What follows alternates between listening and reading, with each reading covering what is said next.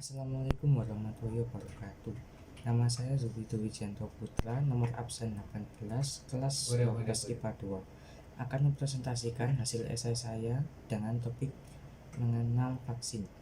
Saya mengambil topik ini karena vaksin lebih efektif dalam pengobatan pada masa pandemi ini. Vaksin merupakan salah satu temuan untuk mencegah penyakit yang paling efektif. Vaksin juga salah satu komponen yang dapat mempertahankan sistem kekebalan tubuh dari berbagai virus dan bakteri. Pemberian vaksin disebut vaksinasi.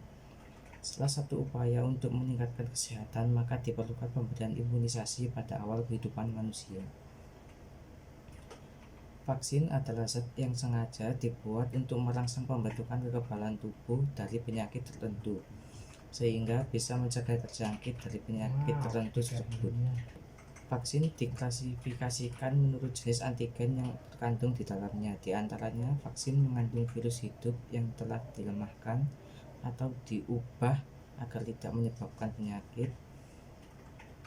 Selanjutnya, organisme atau virus yang tidak aktif atau terbunuh. Kemudian, vaksin toksoid untuk penyakit bakteri di mana racun yang dihasilkan oleh bakteri atau hanya segmen patogen. Karena antigen dikenali sebagai zat asing oleh tubuh, kehadirannya pada aliran darah akan memicu sistem imun untuk melepaskan antibodi pembela untuk melawannya. Disebut juga sebagai sel B.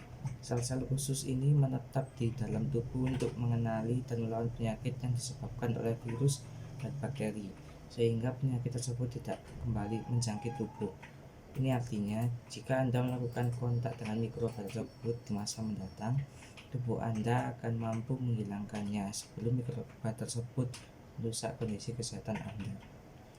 Setiap orang perlu mendapatkan vaksin, terutama bayi dan anak-anak, karena memiliki daya tahan tubuh yang masih lemah dan berkembang.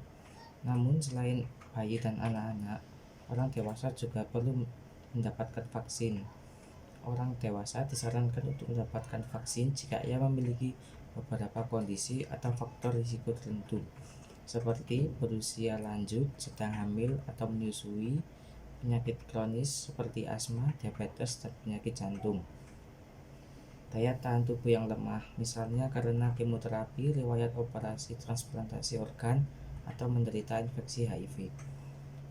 Seperti halnya pada masa sekarang, di mana virus corona mudah menular kepada orang lain. Virus ini masihlah sebuah penyakit baru yang belum ada obat atau cara menghentikannya. Dalam hal ini, vaksin berperan penting pada masa pandemi seperti ini. Dengan adanya vaksin untuk mengobati virus corona, maka bisa menghentikan pandemi ini. Oleh karena itu, vaksin adalah yang paling efektif untuk melawan dan memusnahkan penyakit infeksi. Bagaimanapun, keterbatasan dari efektivitasnya ada. Kadang-kadang perlindungan gagal karena sistem kekebalan tubuh tidak memberikan respon yang diinginkan, atau malah tidak merespon sama sekali terhadap antigen. Kurangnya respon sistem kekebalan tubuh tersebut terjadi karena faktor-faktor klinis seperti misalnya diabetes. Sekian, terima kasih. Wassalamualaikum warahmatullahi wabarakatuh. Anjir, dikit lagi loh.